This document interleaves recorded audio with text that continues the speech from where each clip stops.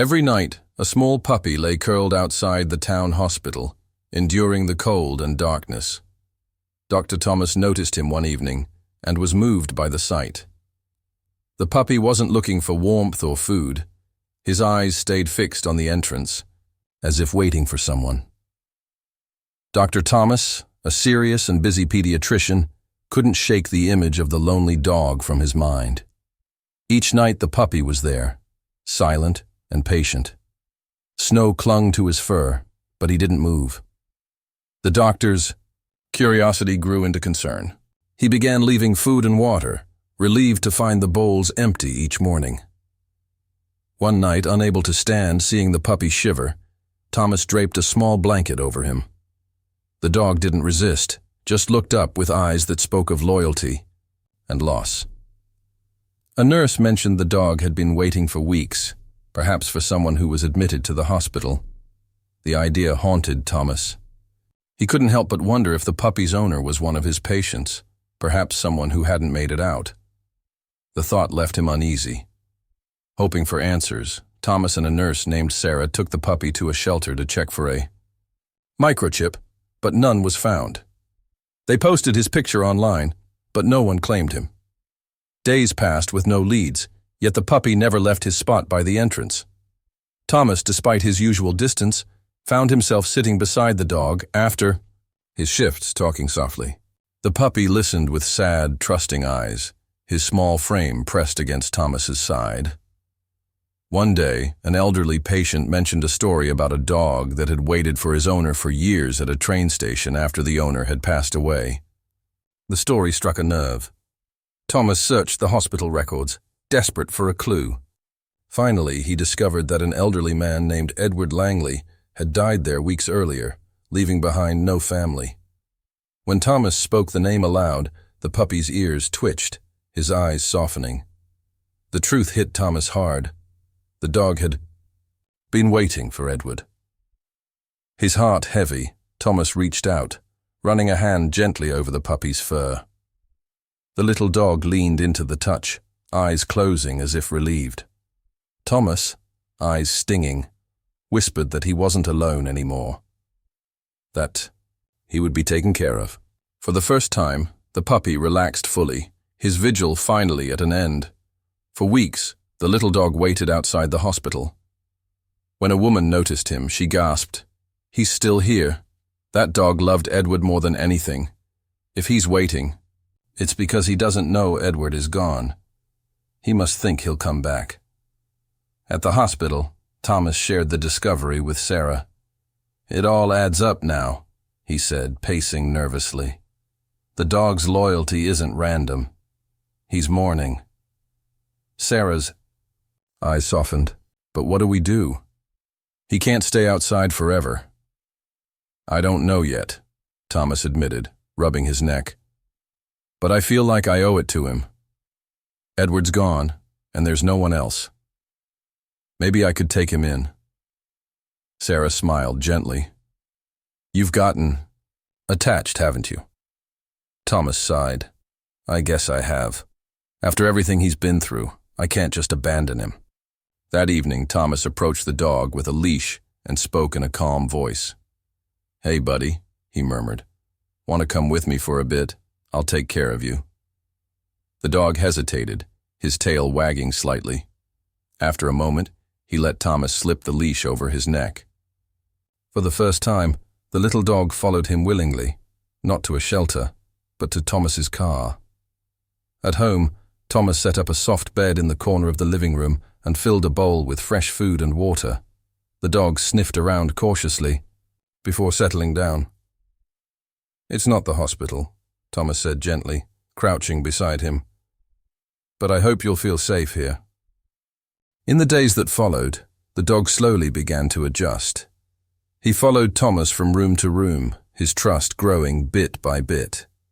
For the first time in years, Thomas's home felt less empty, but the peace didn't last long.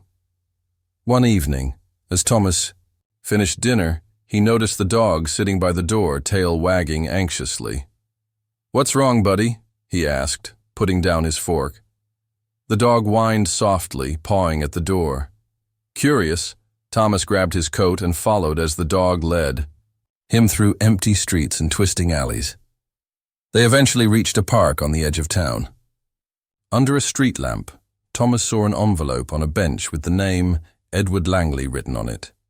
His heart pounded as he picked it up and unfolded a handwritten letter. The first word sent a chill down his spine. My dearest friend, if you're reading this, it means I've passed on, but I need you to know how much you meant to me. Thomas's voice shook as he read the letter aloud.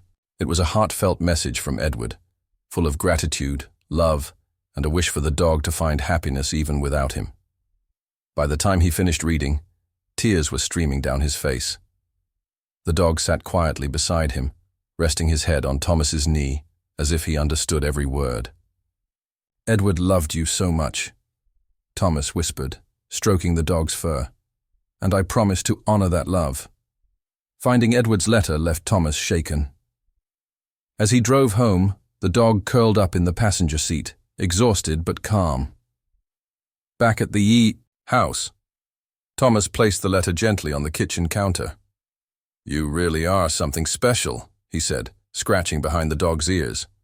The dog leaned into the touch, his eyes soft and trusting.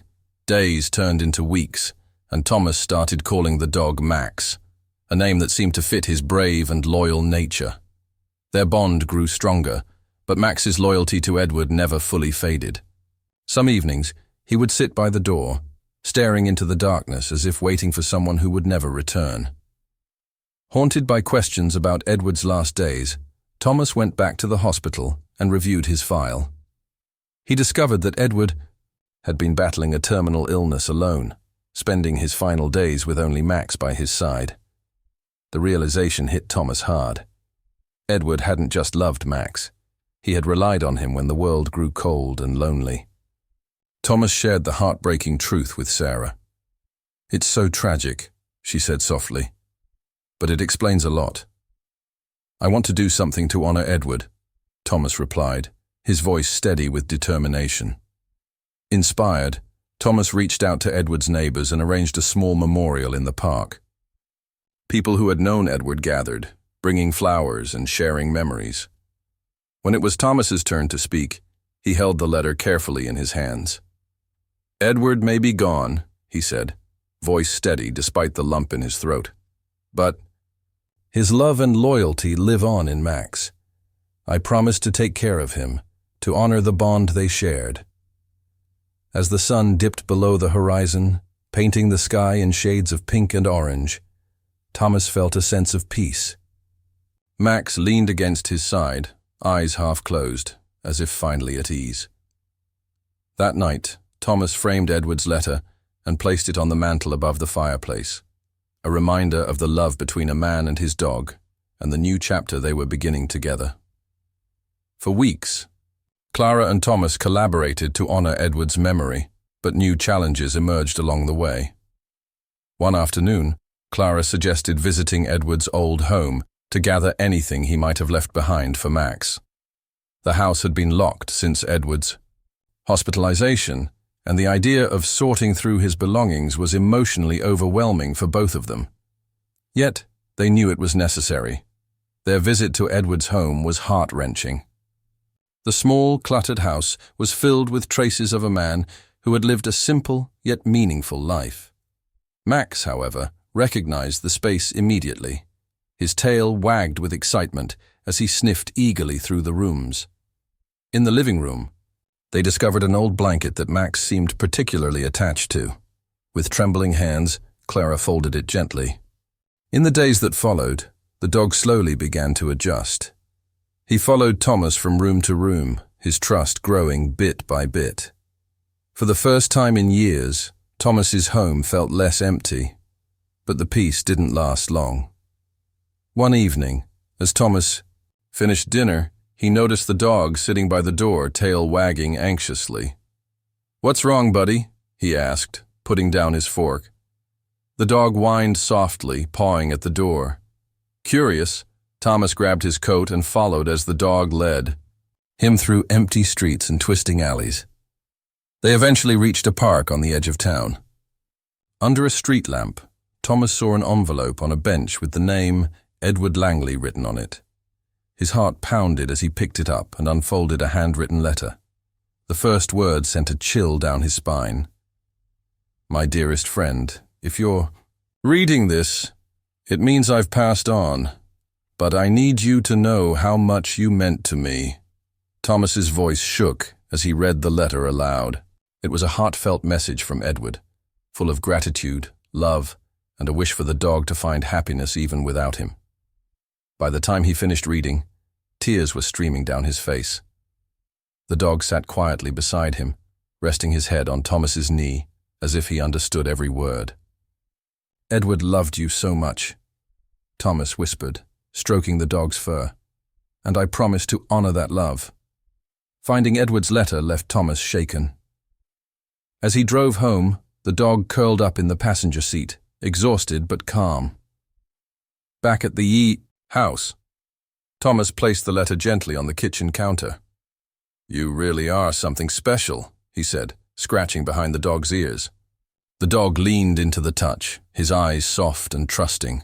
Days turned into weeks, and Thomas started calling the dog Max, a name that seemed to fit his brave and loyal nature.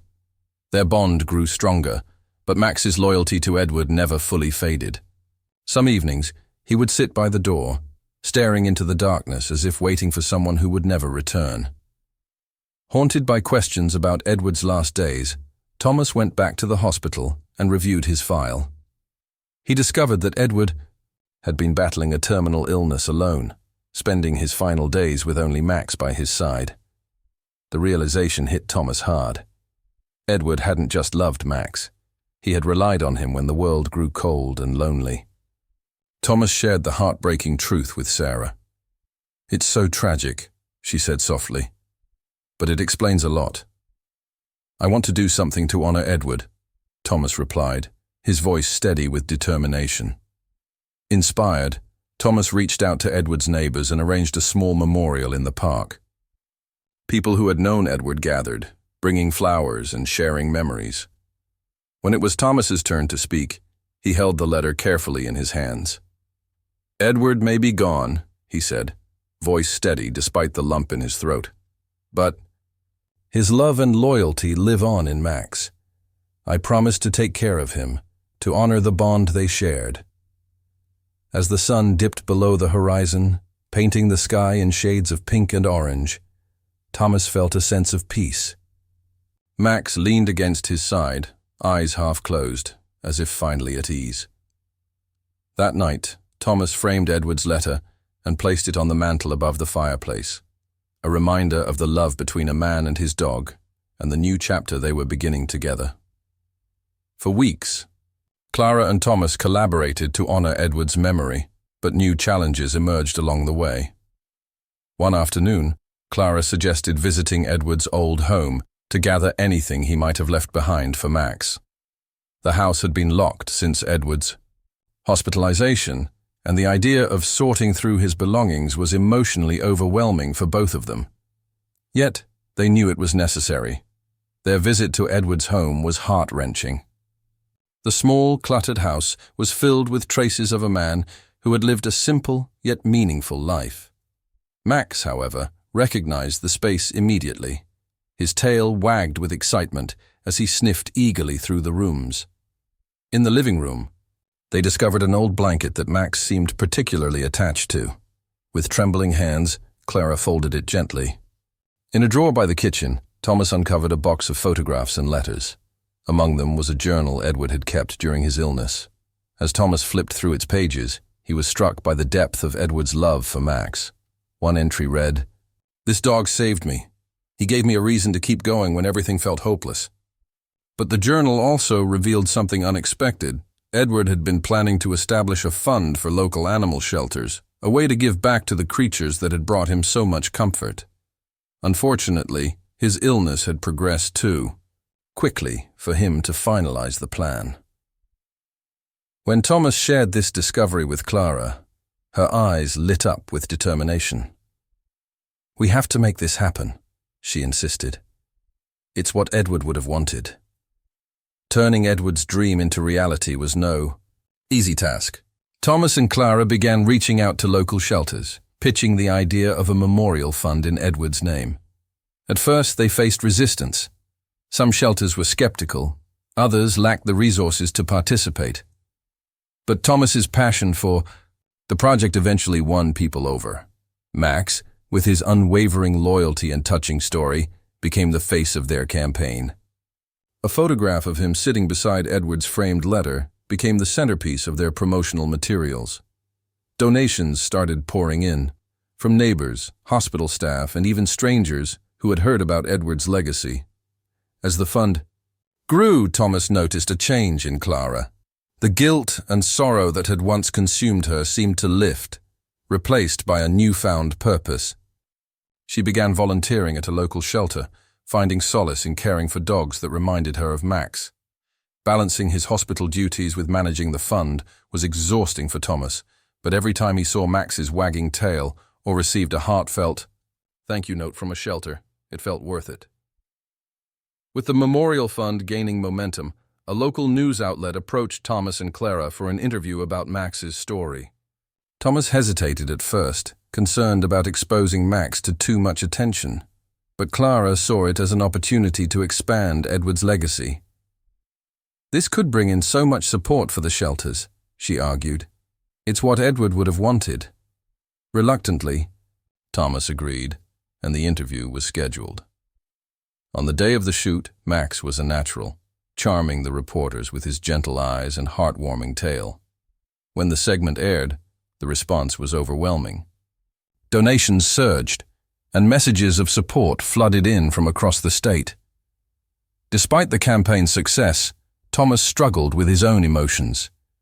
Caring for Max and managing the fund had filled a void in his life, but it also forced him to confront the loneliness he'd been burying beneath his work. He couldn't help but wonder if his dedication was more about filling his own emptiness than truly honoring Edward's wishes. One evening, Clara stopped by unexpectedly with a box of Edward's belongings. "I thought you might want this," she said, softly. Inside were handwritten letters, photographs, and a collection of dog training guides. Among them was a letter addressed to whomever takes care of Max. As Thomas read Edward's heartfelt words of gratitude, his hands trembled. Edward had entrusted Max to whoever would love and protect him, and in that moment, Thomas's doubts began to melt away. "He trusted you," Clara said gently, "and I can see why." Her words resonated deeply with Thomas. For the first time, he allowed himself to embrace his bond with Max, not as a way to fill his own loneliness, but as a tribute to the love and loyalty Edward had inspired.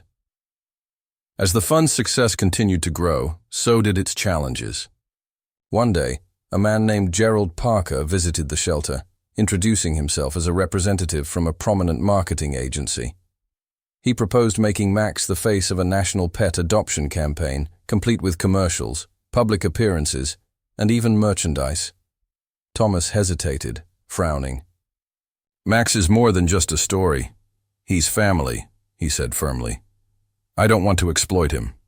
Gerald's tone was smooth and persuasive. "This isn't exploitation," he insisted. "It's about amplifying his impact. Think of how many lives Max could change. It's what Edward would have wanted." Clara was torn. The campaign could bring unprecedented support for the shelters, but it also risked overexposing Max and overshadowing Edward's personal story. "We need time to think about this," she said, her voice steady. That evening, Thomas and Clara debated the proposal. Clara argued that the campaign's potential to fund the shelters for years was too great to pass up, but Thomas couldn't shake the feeling that it was a step too far. Their argument grew heated, old wounds resurfacing. Max, sensing the tension, whimpered softly and nudged Thomas's leg, breaking the silence. The next day, an unexpected visitor arrived at the shelter, a young woman named Elena who had known Edward through his volunteer work. She revealed that Edward had once dreamed of starting a mobile veterinary clinic for underserved areas, inspired by Max's ability to comfort those in need. The revelation stirred something in Thomas. It was a vision that went beyond Max's story, a way to extend Edward's kindness to others. He shared this idea with Clara, and together they began exploring how to bring Edward's dream to life. But strange developments soon unfolded. Thomas noticed unfamiliar faces lingering around the shelter. One evening, he found a note slipped under the door. "Max doesn't belong to you."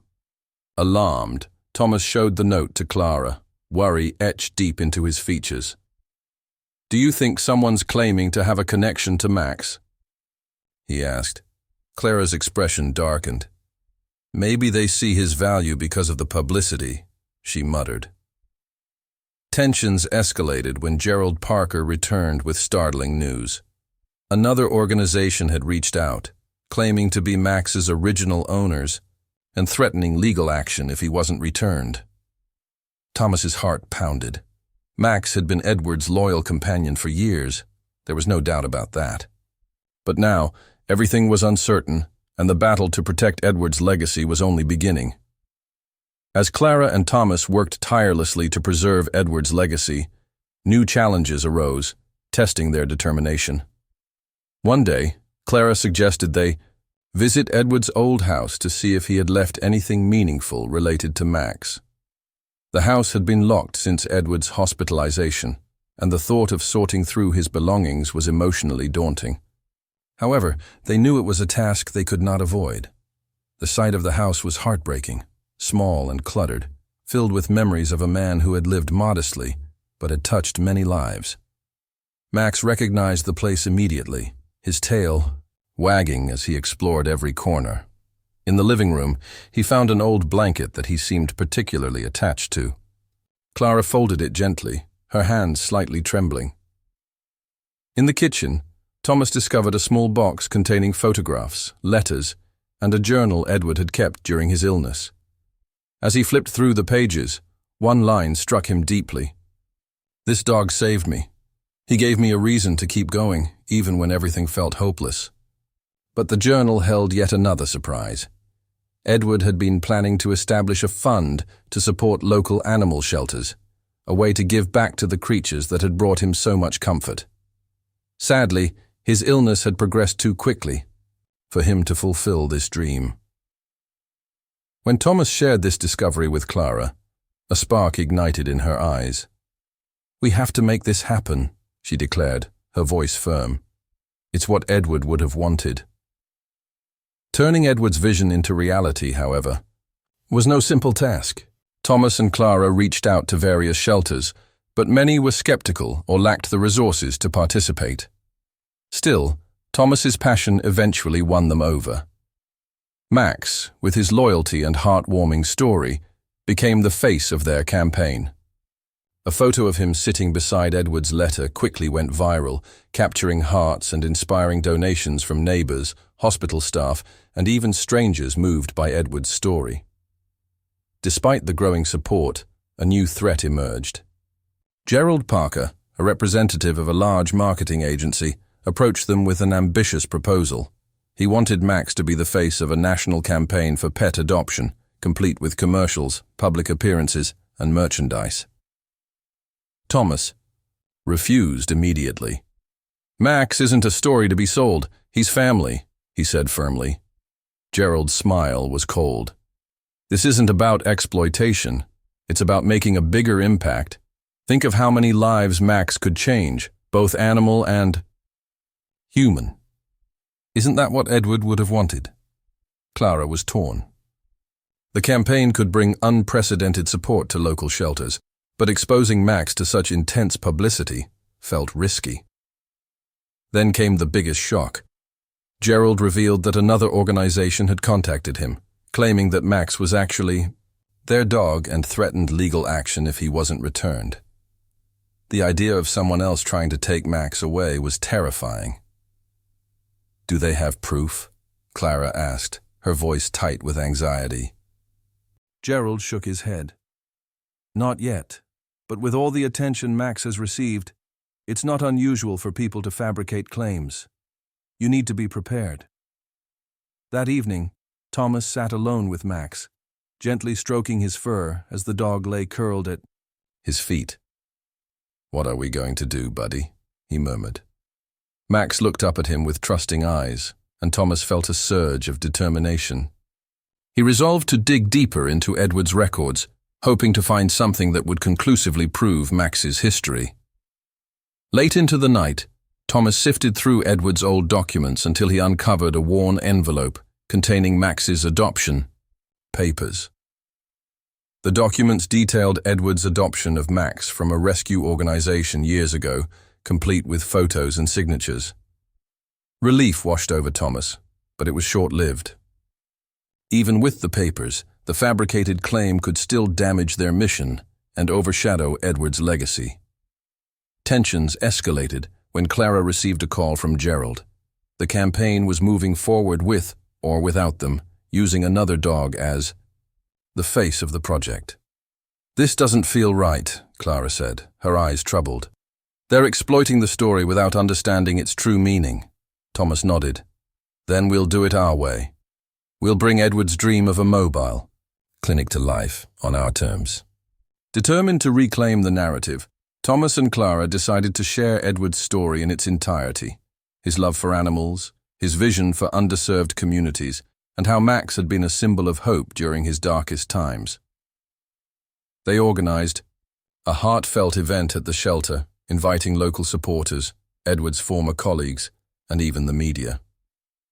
On the day of the event, the shelter buzzed with activity.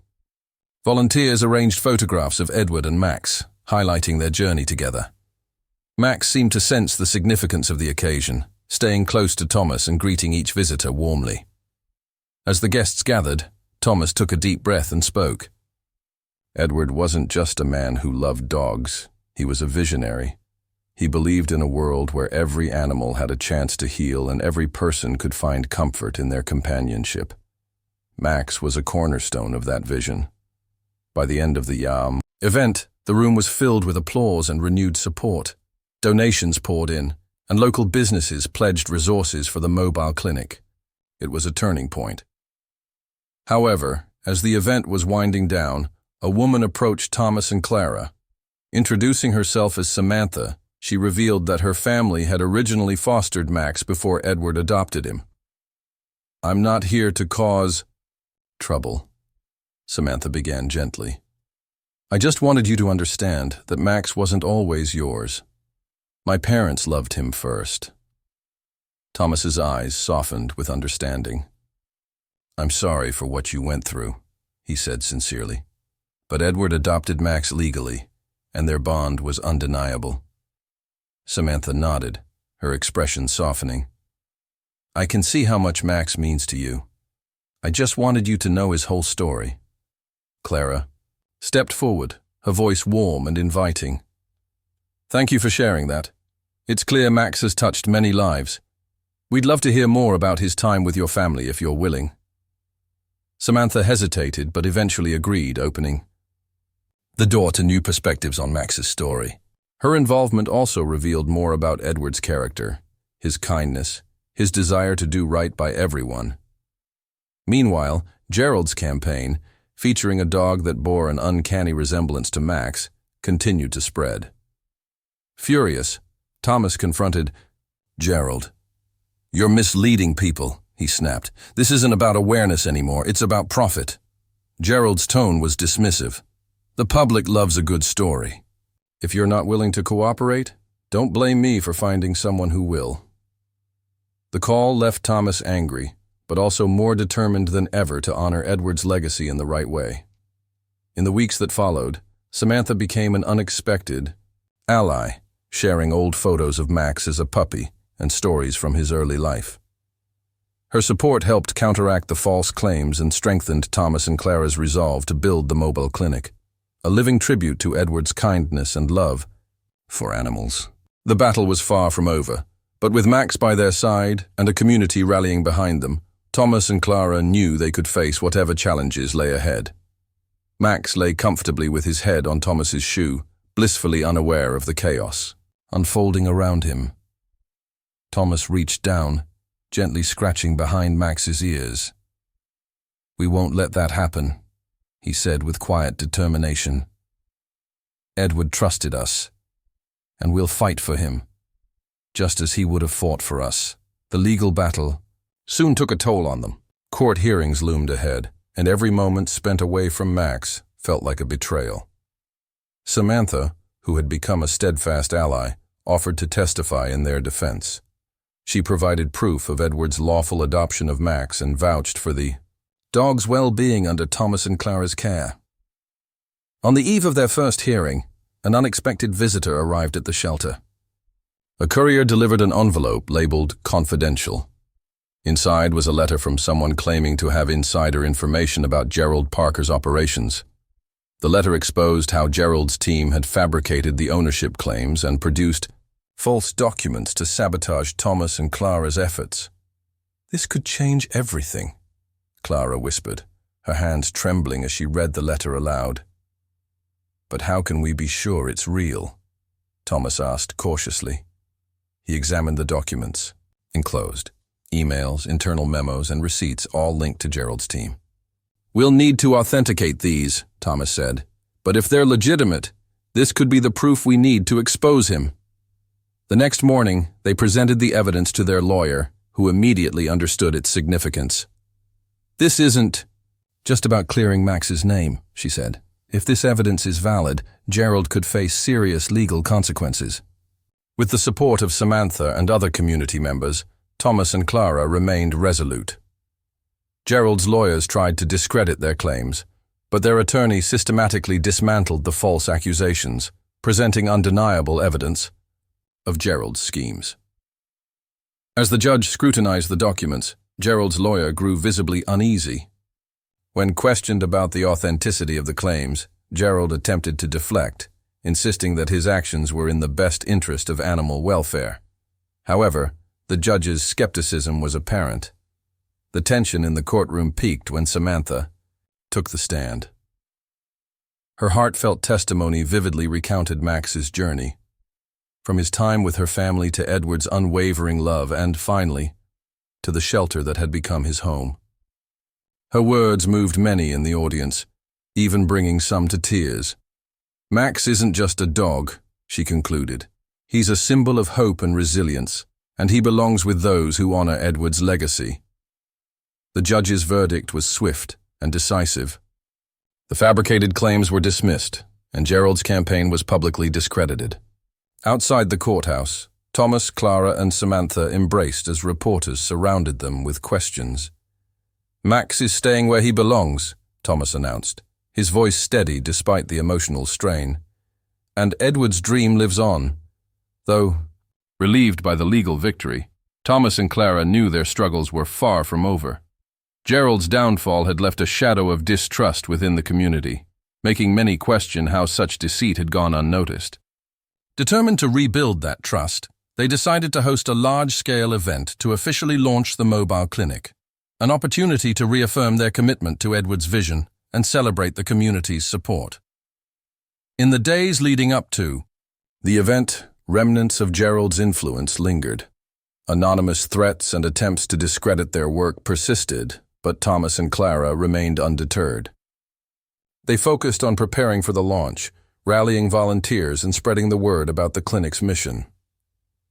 On the morning of the event, Max seemed to embody the spirit of resilience that had defined their journey. His friendly demeanor and wagging tail drew both children and adults, bringing smiles to everyone he met. Thomas couldn't help but think of Edward and how proud he would be of this moment.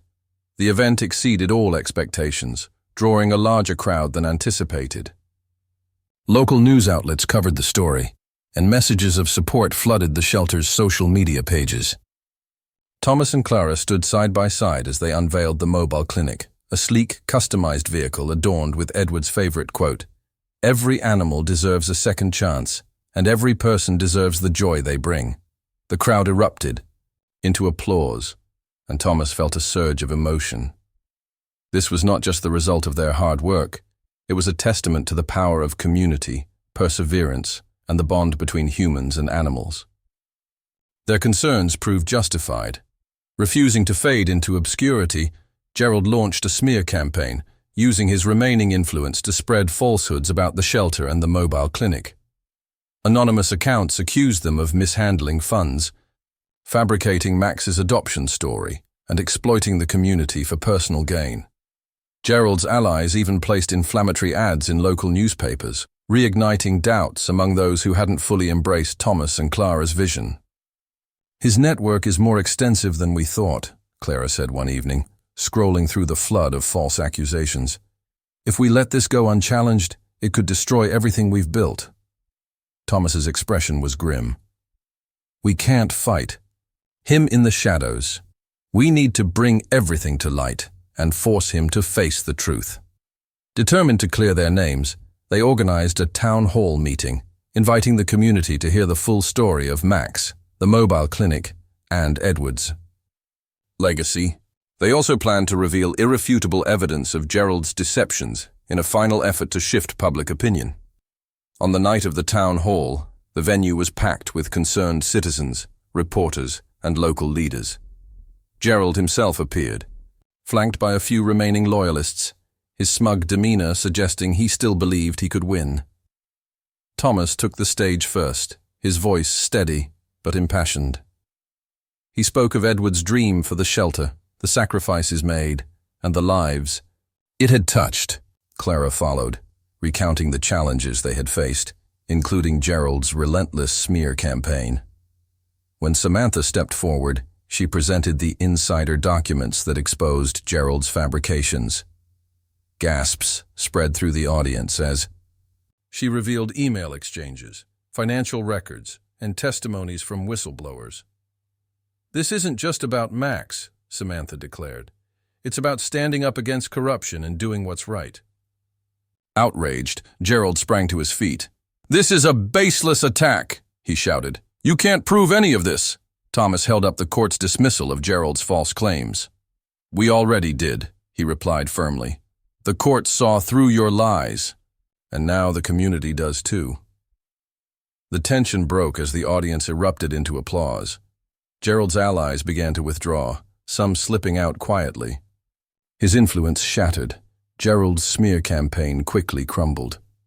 In the weeks that followed, support for the shelter and the mobile clinic soared. Donations poured in, volunteers rallied to help, and Edward's vision flourished. The mobile clinic, once met with skepticism, had become a symbol of hope and perseverance. Amidst this renewed momentum, Clara received a call from a local news station. They wanted to feature Max's story on primetime television, a chance to share Edward's legacy with an even wider audience. Thomas smiled at Max, whose eyes were bright and trusting. "Let's do it," he said softly. "For Edward." The segment showcasing the shelter's efforts and the potential impact of the mobile clinic was a powerful opportunity to elevate their mission and strengthen their standing in the community. During the interview, Thomas spoke about his journey with Max, his voice filled with pride and gratitude. "Max isn't just a dog to us," he said warmly. "He represents everything Edward stood for: love, second chances, and the unbreakable bond between humans and animals." Clara added with conviction, "This shelter and the mobile clinic aren't just projects, they're a promise, to Edward and to every animal and person in need." When the segment aired, it ignited a wave of support, further isolating Gerald and solidifying Thomas and Clara's place in the community. However, their victory did not come without a cost. The relentless struggle had taken an emotional toll, and they knew they couldn't afford to lower their guard just yet. One evening, as they sat on the shelter's porch with Max resting peacefully at their feet, Clara voiced the question that had been weighing on both their minds. "Do you think it's over?" she asked softly. Thomas gazed at the horizon, the fading sunlight casting a warm glow over the shelter. "Gerald's influence is weakening," he replied. "But people like him don't give up easily. We need to stay cautious." Clara nodded, her hand gently stroking Max's head. "At least we have each other. And Max," she said quietly. Thomas smiled, feeling the weight on his shoulders lighten slightly. "And Edward's dream," he added. "No matter what comes next, we'll keep it alive." Despite Gerald Parker's retreat into obscurity, The aftermath of his schemes left behind challenges for the shelter. Some community members still harbored doubts, remnants of Gerald's smear campaign. Additionally, the mobile clinic faced unexpected obstacles, including resistance from local policymakers who remained influenced by Gerald's network. Determined to rebuild trust, Thomas and Clara intensified their efforts to demonstrate the clinic's value. They organized weekly open houses at the shelter to highlight their work, while the mobile clinic's visits to underserved neighborhoods evolved into community events. Max, the hero of their story, played a vital role, his gentle presence breaking down barriers and drawing people in. An unexpected crisis soon put the shelter and mobile clinic's resilience to the test. One stormy evening, Clara received an urgent call from Samantha. A chemical spill had occurred at a nearby industrial site, and the surrounding area was being evacuated. Reports of stray animals trapped in the flood zone, their lives at risk as the toxic waters rose, demanded immediate action. "We need to act quickly," Samantha urged. "The authorities are overwhelmed. They can't focus on the animals." Without hesitation, Thomas and Clara sprang into action, rallying their team and preparing the mobile clinic for its most critical mission yet.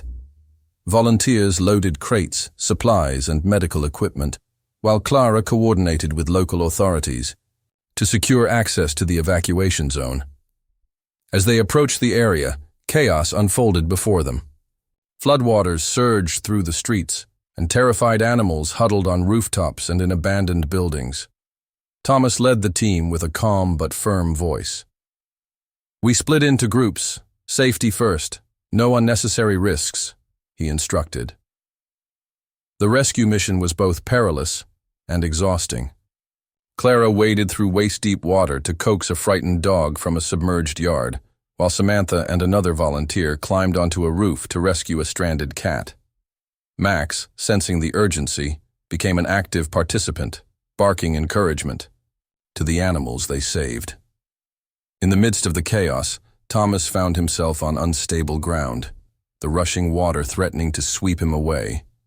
Max appeared at his side, his steady presence giving Thomas the focus he needed to regain his balance and save a terrified puppy. By dawn, the team had rescued dozens of animals. Exhausted but exhilarated, they returned to the shelter, where the mobile clinic immediately began treating the injured and frightened animals. The sight of Max gently licking a kitten's wounds became a symbol of hope amid the turmoil. News of the rescue spread rapidly, capturing widespread attention. Local reporters flocked to the shelter, capturing images of the rescued animals and the team's tireless efforts. During an interview, Thomas and Clara spoke with heartfelt emotion. "This is why we do what we do," Clara told a reporter, her voice thick with emotion.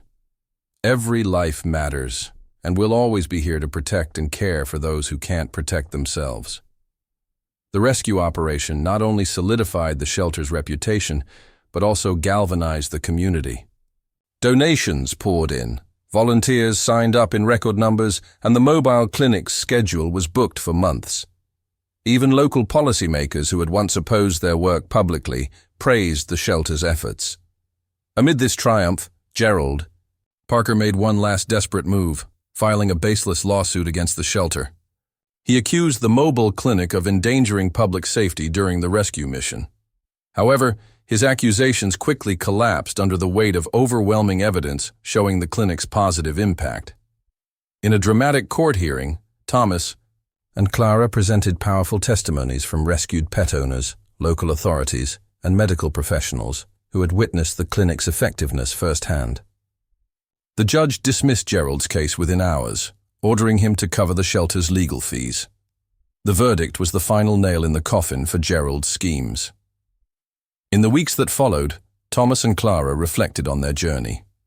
One evening, they sat on the shelter's porch with Max lying contentedly at their feet. "We've come a long way," Thomas said softly, a hint of wonder in his voice. "From losing Edward to facing Gerald. And now this. It feels like we've finally turned a corner," Clara smiled, her eyes warm as she stroked Max's fur. "It's not just about the shelter or the clinic," she replied. "It's about the connections we've built, the lives we've touched. That's Edward's legacy."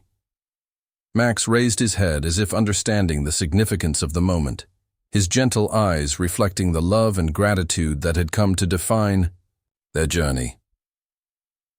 A few days later, Clara received a message from a national animal welfare organization. They were inviting the shelter to join a collaborative initiative aimed at expanding resources for underserved communities. Clara's eyes widened as she read the details.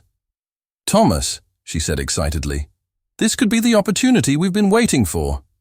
Thomas took the phone, a smile spreading across his face. "It's perfect," he replied. "Edward's dream is about to reach even further." Their journey's climax was not just about overcoming adversity, but about paving the way for a brighter future. The shelter had become more than a sanctuary. It was a beacon of hope, a testament to the power of perseverance and compassion. Max, the heart of their story, looked up at Thomas and Clara, his eyes filled with quiet wisdom and unwavering loyalty. As stars filled the night sky, they knew their work was far from over. But surrounded by the love they had built, they felt ready to face whatever challenges lay ahead. It was not merely an opportunity, but a profound duty to carry forward their mission with even greater determination. The shelter, once struggling to survive, now thrived with activity. Volunteers worked relentlessly, inspired by the shelter's remarkable story. Donations flowed generously, enabling them to expand their facilities, acquire new equipment, and broaden their outreach programs. A new wing was under construction to provide refuge for more animals in need, equipped with cutting-edge medical technology for the clinic. Max, the embodiment of their resilience, had become a local hero. Visitors gathered eagerly to meet the dog who had braved the storm and saved countless lives. Children laughed with joy as they petted him, and families shared stories of how Max's bravery had touched their hearts. One bright afternoon, Thomas stood before a group of new volunteers, recounting the shelter's journey. "This place," he said, gesturing around him, "is proof of what we can accomplish when we unite for a greater cause. Each of you has the power to make a difference, not only in the lives of these animals, but also in the hearts of everyone they inspire." Clara stepped forward, holding Max's leash. "Max taught us an invaluable lesson," she added, "that even in the darkest moments, there is always light. Every act of kindness, no matter how small, creates ripples that can transform the world." The volunteers listened attentively, their faces glowing with resolve. For many, this was more than just a cause. It was an opportunity to be part of something truly meaningful. As the shelter expanded, so did its impact. Clara spearheaded a new initiative, partnering with local schools to teach children about animal welfare and the significance of kindness. Max, ever the hero, became the program's mascot, visiting classrooms and winning the hearts of students with his gentle demeanor. Meanwhile, Thomas concentrated on extending their reach to rural areas, determined to ensure that no animal was left behind. He worked late into the night, meticulously reviewing plans and strategies, driven by the memory of Edward's unwavering commitment.